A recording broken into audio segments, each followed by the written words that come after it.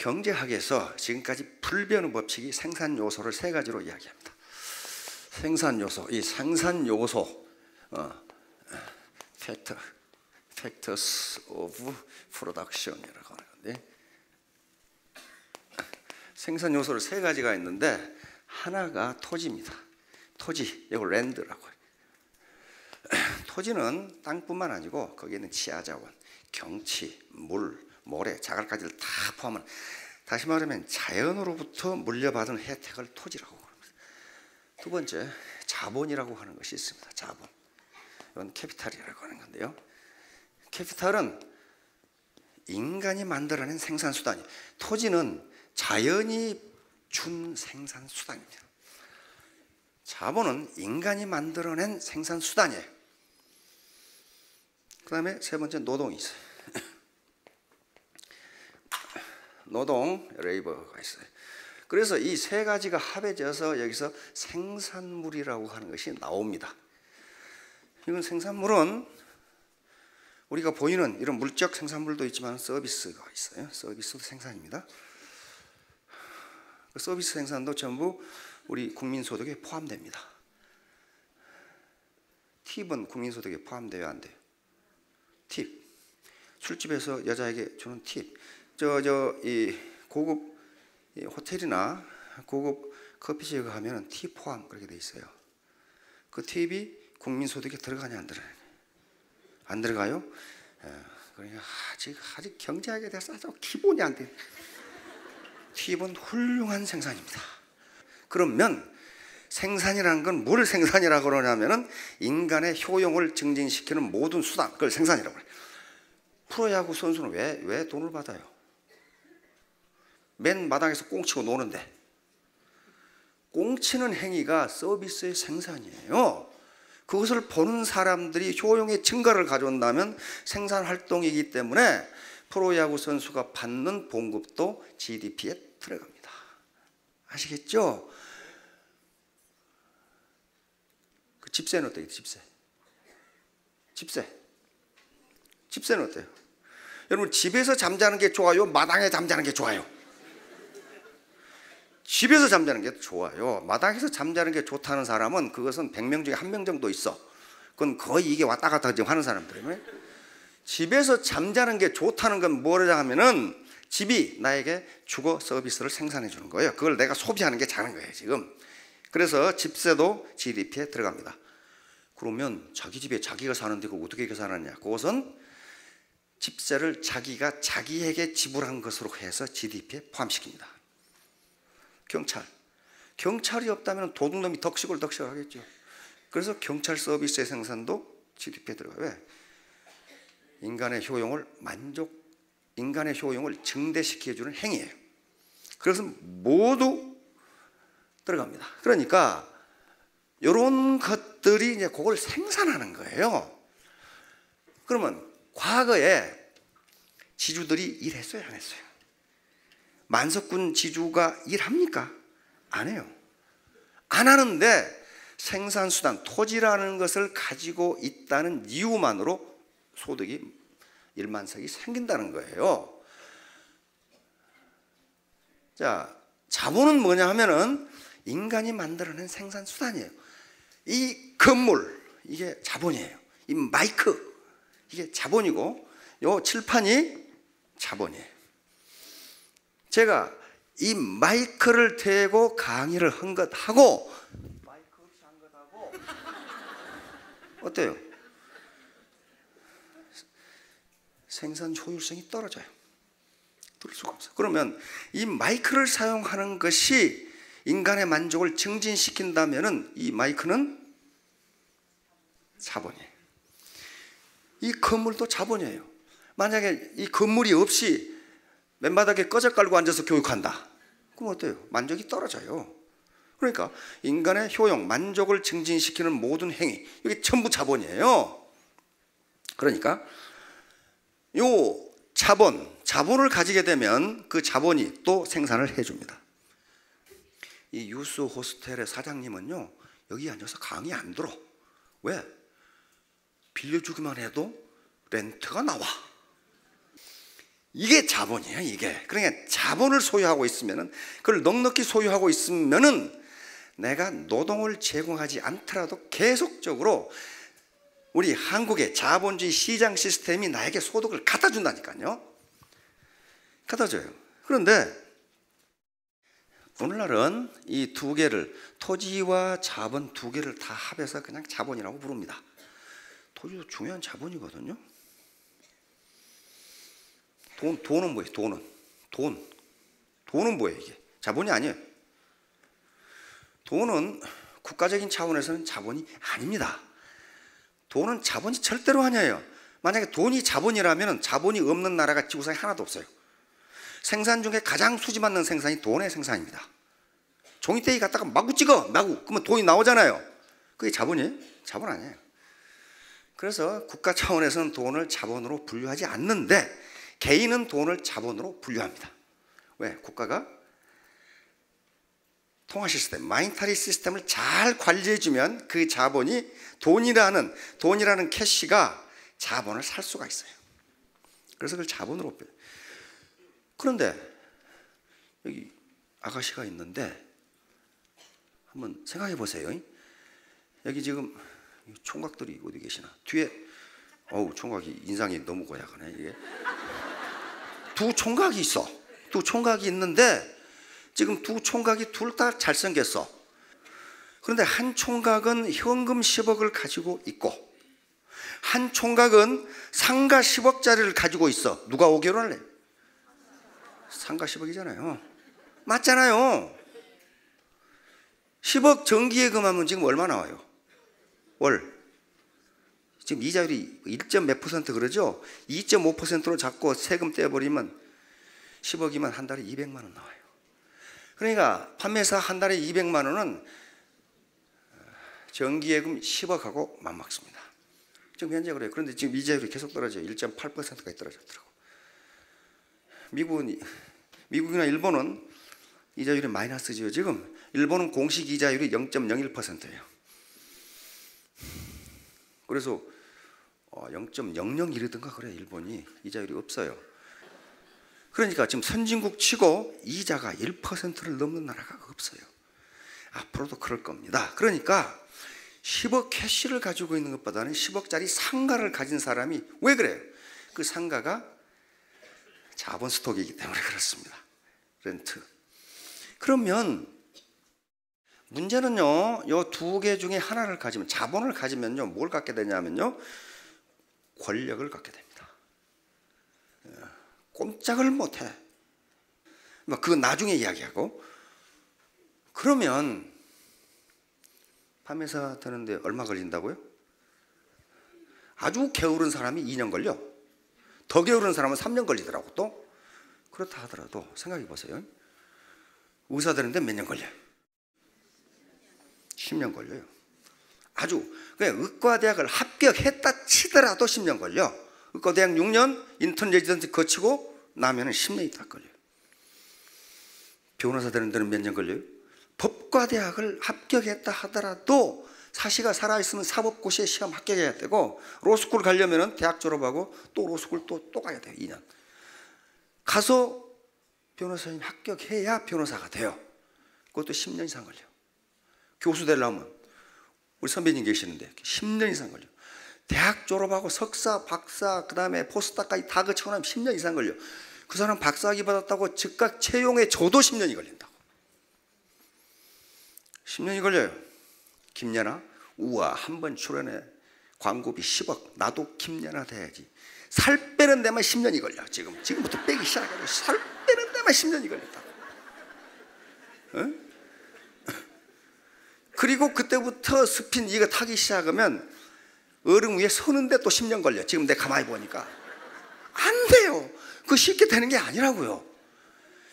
이야, 애터미 사업 어려워. 그러면 쉬운 거 있으면 찾아보세요. 쉬운 게 있나 찾아보시라고요. 없어요. 지금 고상하고 우아하게 돈 버는 방법은 저희들보다 똑똑한 사람들이 다 찾아오고 있어요. 다 찾아오고. 그런 자리가 없어. 고상하고 우아하게. 그러면 자본을 가져야 빈곤에 탈출할 수 있다고 그랬어요. 예를 들어 봅시다. 우리 아들이 한의대를 나왔어요. 이야, 한의대 졸업하니까요, 뚜쟁이들이 열쇠 3개씩 들고 나타나. 근데 우리는 또 그런 거에서 별 감각이 무감각해가지고 지가 좋다는 아가씨와 결혼시켰어. 근데 이 좋다는 아가씨도 무일푼이야. 우리 아들도 무일푼이야. 자, 우리 아들이 부자가 될 수 있는지 봅시다. 시골인데, 용인인데 그 상가에 병원 자리 렌트하는데 1억이에요. 보증금 1억에 월 300만 원이야. 근데 무일푼이니까 그 인테리어를 해야 돼. 병원 인테리어를. 그게 물어보니까 1억이야. 그 다음에 병원 집기 사야 돼. 그렇죠? 뭐 혈압계도 사야 되고 무슨 뭐가 그렇게 비싼지 모르겠어. 그 침상도 해야 되고 닥트도 해야 되고 그런 거 있잖아요. 그게 또 한 1억이야. 근데 전부 신용대출을 받아서 3억을. 거기다가 매월 렌트가 300만 원이야. 그거 내고 돈을 벌겠느냐는 거예요. 그거 내고 부자가 되겠느냐는 거예요. 그런데 주고 나면 없어요. 뼈 빠지게 하는데 없어. 남는 게 없어요. 누가 가져가? 건물주가 다 가져가요. 건물주가. 뭘 가진 사람이? 자본을 가진 사람. 자본을 가진 사람이 다 가져가요. 그러면 이 애터미 사업에서 뭘 해야 돼요? 뭘 해야 되냐? 뭐 때문에 이 짓을 하고 있냐고. 속 터지게. 이 좁은 데 앉아가지고. 로버트 키오사키라는 사람이 있어요. 부자 아빠, 가난한 아빠라는 책을 쓴 사람이에요. 우리 여사님 읽어보셨죠? 그 5권까지 있는데 2권까지만 읽으세요. 3권부터는 무슨 소리를 해놨는지 말이죠. 회계 이야기를 해놨는데 그거 몰라도 돼. 그 사람이 자본을 갖는 3가지 방법을 제시했어요. 첫째, 자본을 자기가 만드는 방법. 그 뭐냐면은 정주영 회장님이나 이병철 회장처럼 네가 아예 기업을 만들어라는 거예요. 그거 하실 수 있는 분 여기. 기업을 만드는 건 지금 10억 가지고 만들어도요, 기계 2대 사고 나면 없어요. 그러잖아요. 못 만들어요. 그때는 6.25 이후입니다. 6.25 직전이고 거의 불가능해요. 근데 지금도 자기 자본을 만드는 사람들이 1년에 수만 명 있습니다. 그게 소위 창업이에요. 창업은 자기 자본을 만드는 거예요. 현금 자본을 은행에서 빌려서 자기의 물적 자본을 만드는 거라고요. 근데 자영업 생존율이 몇 %라고 그랬어요? 5년 생존율이 20%입니다. 10년 생존율이 16%예요. 그러니까 5년 만에 자영업 100개 중에 80개는 망한다. 그런데 20% 살아남았으니까 돈 버냐? 그렇잖아요. 그 중에 돈 버는 장학업은 5%입니다. 100개 중에 5개예요. 그 다음에 15%는 현상 유지 이렇게 돼 있더라고, 통계가. 현상. 그래 겨우 지금 안 망하고 있단 말이에요. 15%가. 그럼 우리가 보는 것은요, 그 망하는 95%를 보는 게 아니고 어떻게 5%는 성공을 했을까야. 그걸 보면 되잖아요. 그렇단 말이에요. 그러니까 사랑을 가지고 대한다, 크리에이티브한 무슨 뭐 제품을 만든다, 열심히 한다, 성실하게 한다. 이것도 자본이 내 것일 때 효과가 있다는 거예요. 두 번째, 프랜차이즈를 사는 방법. 키오사키가 제시한 3번째 방법이 다단계 MLN, 멀티레벨 마케팅이라고 되어 있어요. 그 중에 거기 또 이 빌 게이츠가 한 말씀 하셨더라고. 내가 만약 마이크로소프트를 안 했더라면 다단계를 했을 것이다. 빌 게이츠는요, 마이크로소프트가 아니라 하드 소프트라도 그 사람 하면 성공해. 자, 그러면 우리가 자본을 가져야 되는데, 이렇게 자본을 이렇게 가져야 되는데, 아, 제 양반 드디어 본색을 드러내서 동그라미를 그리기 시작하는구나. 이게 상한선이 있기 때문에 자기가 스타트예요.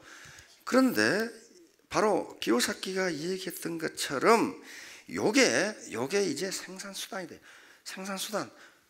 부모로부터 물려받은 것이 없는 생산수단을 어떻게 가져요? 가질 방법이 없잖아요. 그래서 프랑스의 그 사회학자 피에르 부르디에라는 사람이 있습니다. 그 사람이 자본을 분류하는 방법이 기가 막힌데 요걸 뭐라고 불렀냐면 사회자본이라고 불렀어요. 사회자본 소셜 캐피탈이란 말이에요. 소셜 캐피탈. 여기 사회자본이에요. 그러니까 사회자본은 사회적 생산 수단이 됩니다. 이거 저 영감탱이가 지금 돈 버는 방법을 얘기하라고 했더니 무슨 헛소리 하고 있는 거야. 이 헛소리를 모르면 엉뚱한 짓을 한다니까. 이게 사회자본이에요. 이게 자본이라고요. 자본. 그런데 이게 자기 소유가 아니에요. 뭡니까? 애터미는 그게 공유예요. 공유. 왜? 수당을 세일즈 마스터에게 지급할 때 내 라인이 얼마나 팔았냐를 가지고 하지 않고 전체가 얼마를 팔았냐 가지고 준단 말이에요. 전체가, 전 라인이. 그러니까 이 라인이 자기 개인 소유가 아니고 공유란 말이에요. 공유 자본이에요. 그러면 관리는 관리는 전체를 하는 것이 아니라 자기 라인을 관리를 한다고요.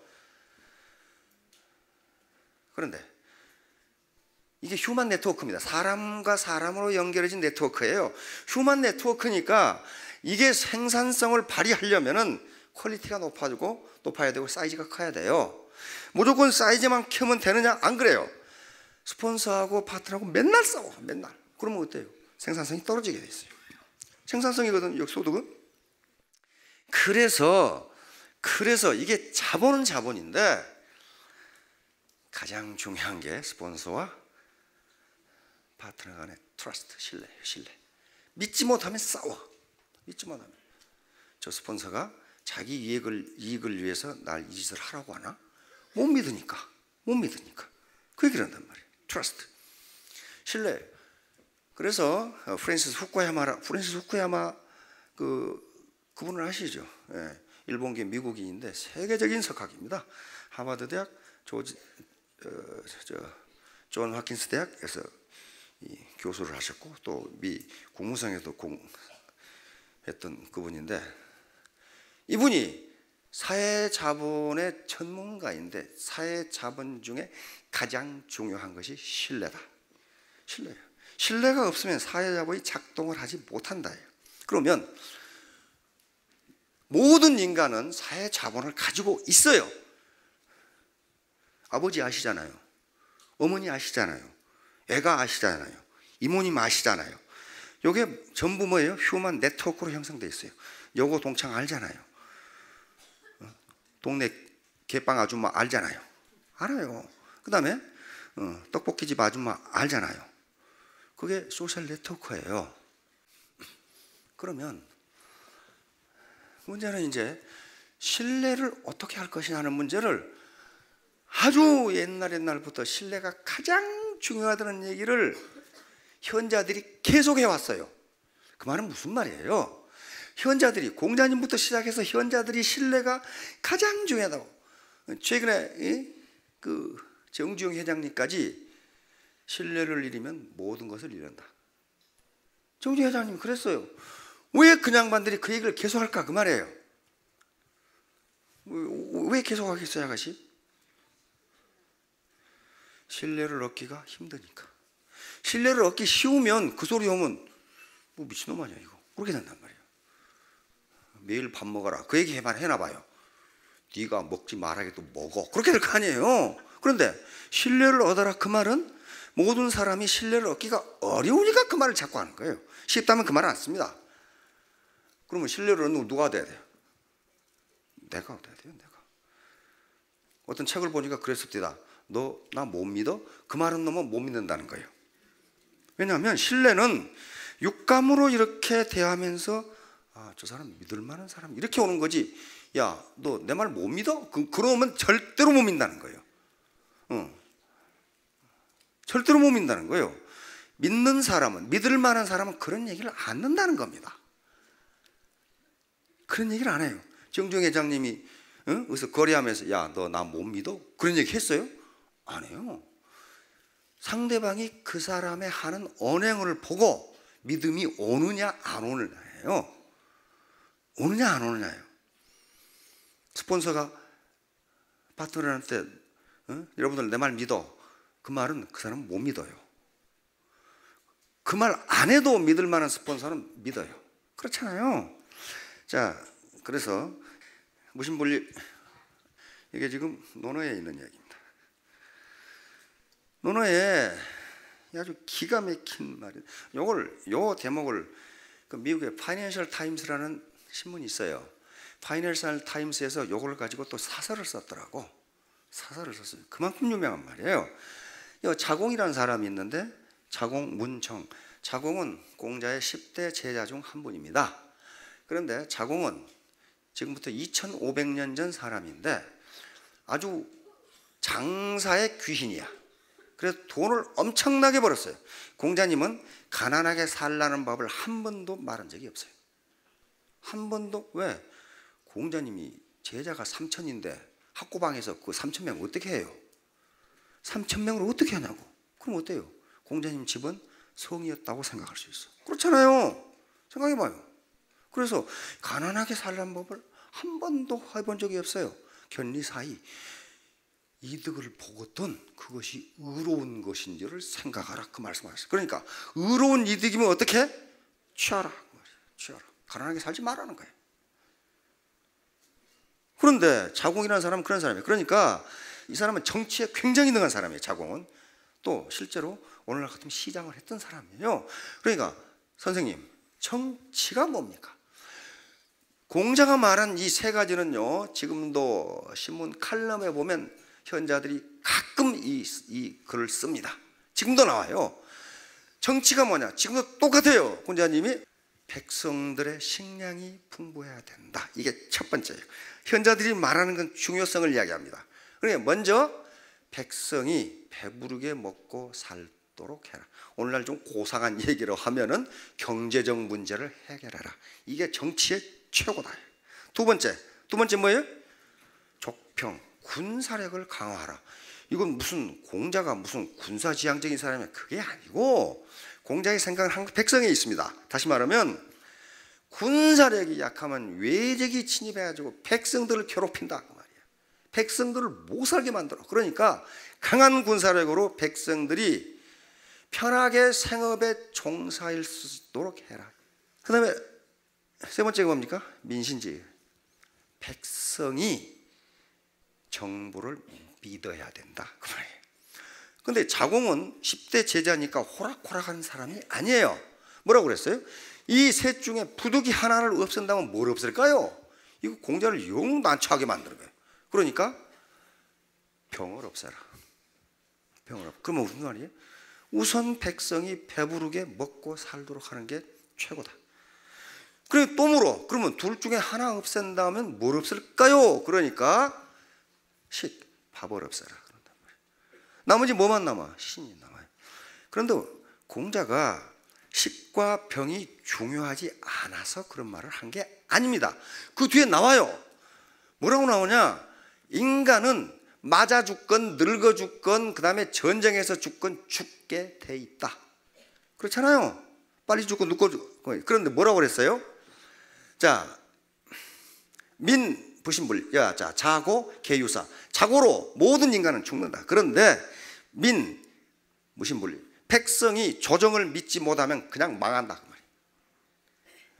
그러니까 백성이 조정을 믿지 못하면 지금 망하는데 무슨 죽고 살고가 무슨 관계가 있냐. 그러니까 믿지 못하면 파트너가 그 조직을 스폰서를 믿지 못하면 공자가 하는 말은 병도 안 되고 식도 안 된다. 그럼 애터미 조직에서 병이 안 되는 건 뭐예요? 조직이 무너지는 거예요. 식이 안 되는 건 뭐예요? 돈이 안 되는 거예요. 이게 신이에요. 이게 무신분립. 그래서 정치인들이 가장 많이 쓰는 게 뭐예요? 김영삼 대통령 희호입니다. 무신분립. 대통령이 됐을 때 백성이 정부를 믿지 못하면 정부는 망한다. 자, 지금 야당이네? 야당이에요? 여기서 정례 세미나를 하는데 제목이 무신분립이에요. 이게 그렇게 중요해요, 무신분리. 그러니까 정당이건 정부건 어떤 거건 백성이 믿지 못하면 망한다. 그런 말. 이번에 우리 박근혜 대통령님 중국 전승 기념일 천안문 광장에 사회를 하셨죠. 그런데 유일하게 시진핑과 점심을 같이 했다고 들었죠. 자, 시진핑이 우리말로는 석금평이 박 대통령 앞에 써놓은 글자를 보세요. 뭐라고 써놨어요? 이심전심 무신분립. 당신과 우리 말 안 해도 마음과 마음으로 통해야 되고, 그 다음에 국제관계에서 믿지 못하면 우리의 관계는 깨진다. 그런 말이에요. 깨진다. 이렇게 써놨어요. 그러니까 국제관계건 국내 정당이건 애터미의 다단계 조직이건 파트너가 스폰서를 믿지 못하면 망한다. 망하는 것은 두 가지입니다. 라인이 무너지고 생산성이 떨어지고 소득이 떨어지고. 그래서 자, 이제 자손에게 가난을 물려주지 않으려면 뭔가 생산수단을 가져야 되는데 가질 방법이 뭐가 있냐? 없어요. 없어. 그래서 이 기요사키가 말한 것처럼 세 번째 방법, 서민이 할 수 있는 건 요 방법밖에 없다. 그 책을 보세요. 뭐라고 그랬어요? 약간의 진입비만 내면, 그렇게 돼 있어요. 약간의 진입비만 내면 다단계에 들어가서 당신의 조직을 만들 수 있다. 근데 애터미는 약간의 진입비도 없었어.